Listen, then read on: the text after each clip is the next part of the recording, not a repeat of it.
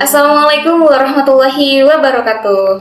Halo semuanya, kembali lagi bersama aku Mutia Fadilah dengan NIM 231340126. Nah teman-teman, hari ini aku mau sharing pengalaman aku selama di kelas public speaking. Nah teman-teman, di sini siapa sih yang ketika mau public speaking tangan teman-teman itu gemeter, bahkan sampai keluar keringat dingin? Atau nih mau ngomong aja kayak suara itu tercekak, jadi ngomongnya itu gak lancar.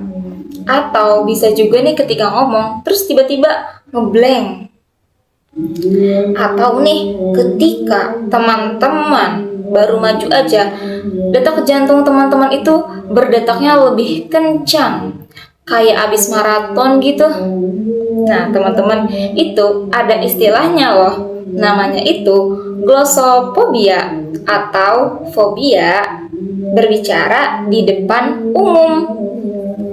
Kira-kira ciri-cirinya kalau kita mengalami fobia itu gimana aja ya? Yang pertama itu, jantung kita terasa berdebar teman-teman.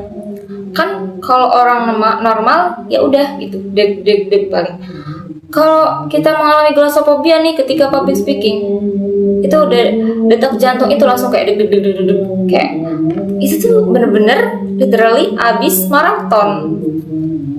Nah, bisa juga keringat yang muncul berlebihan. Di mana? Di telapak tangan, atau bisa juga nih di punggung kita. Kan suka tiba-tiba ada kayak ser gitu ya. Terus bisa juga dari muka. Nah, terus selain keringetan, tangan kita pun bisa merasa gemeter gitu.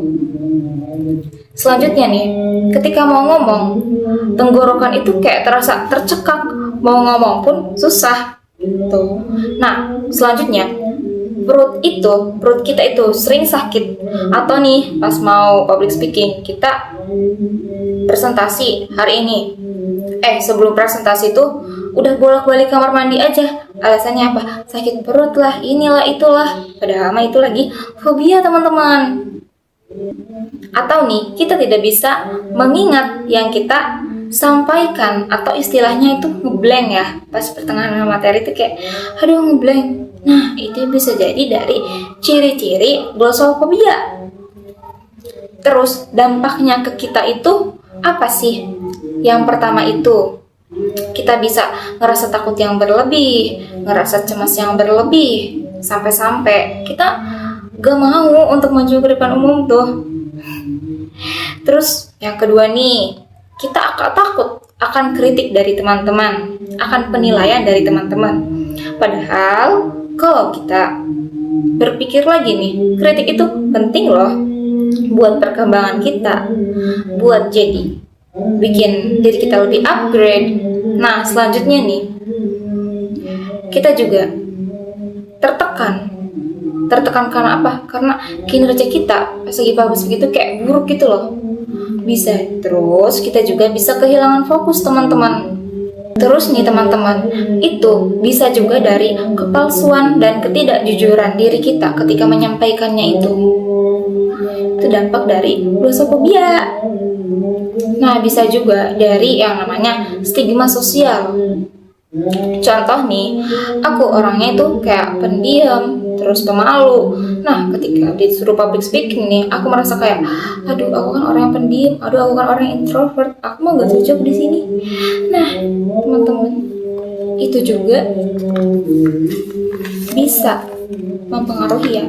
Selanjutnya nih teman-teman, penyebabnya itu apa aja sih?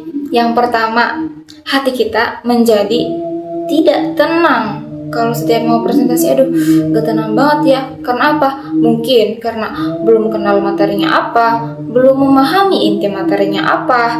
Bukan sekedar menghafal ya, tapi juga memahami ke inti-intinya.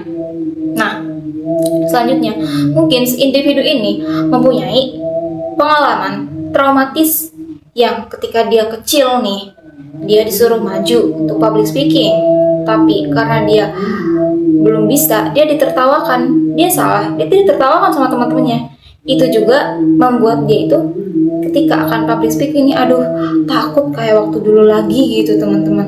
Nah selanjutnya kita juga bisa, karena kita melihat audiens yang lebih tinggi jabatannya, seperti di seminar nih itu dihadiri oleh dosen dari kampus, dosen-dosen dari kampus lain. Nah itu kan kayak membuat kita harus perfect kan gitu.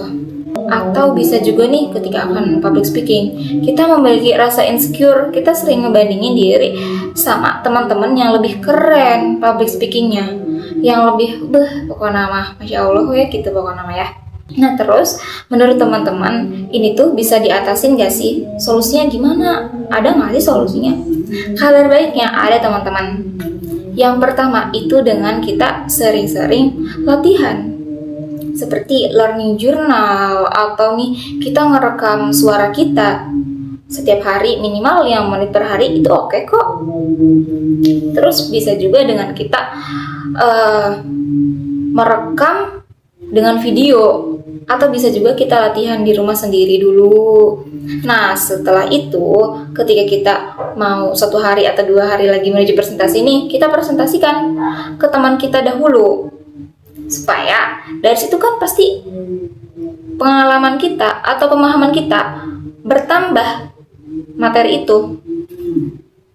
Dari teman yang awalnya cuma dengerin, dia bisa membuat pertanyaan-pertanyaan kritis, dan kita juga pun menanggapinya harus kritis teman-teman. Nah terus bisa kita dengan berdoa. Kenapa berdoa? Karena teman-teman sejatinya manusia itu makhluk yang butuh bergantung. Ya daripada kita bergantung sama manusia nih, dikecewain, mending kita bergantungnya sama Allah, sama Tuhan. Nah terus kita juga harus mempunyai mindset saya siap. Siap itu teman-teman gini loh, gak harus dengan 100% kita siap, cukup dengan 70% aja kita paham materi, 70% kita juga menguasai panggung, terus kita juga menguasai bahasa tubuh kita kenal audiensnya, ya udah sisanya ya berdoa. Kita juga harus mempunyai tujuan yang mulia. Yang mulia itu yang seperti apa? Ingin ilmu kita bermanfaat untuk orang-orang, jangan ingin dipuji, ingin validasi. Ya aku tahu sih, meskipun usia kita nih saat ini lagi pengen banget buat dipuji, keren banget ya atau apapun itu, tapi ketika public speaking usahakan kita itu mempunyai tujuan yang mulia, supaya materi kita ini bermanfaat untuk semua orang, kita mengedukasi. Nah terus dalam penyampaiannya itu bisa kita kembangkan dengan pengalaman kita sehari-hari atau pengalaman audiens kita sehari-hari teman-teman. Nah selanjutnya bisa juga dengan minum air.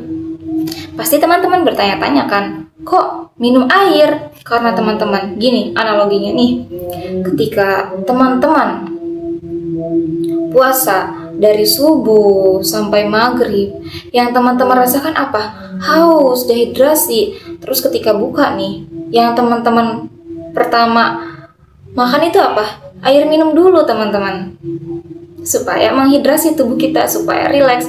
Begitu pula ketika public speaking, supaya otot-otot kita tidak tegang, supaya otot-otot kita rileks, enjoy. Makanya boleh disarankan dengan minum dahulu.